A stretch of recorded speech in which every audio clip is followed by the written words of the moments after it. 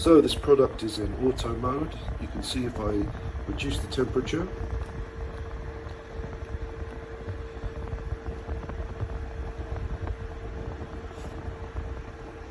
eventually it will kick in and start, the engine will start up. Will it? There we go. Right, so it started up. Now I'm going to make the temperature way too high.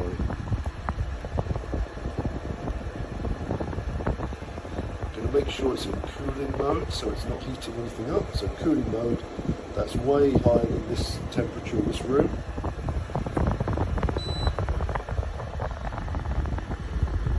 And you can see it continues to run.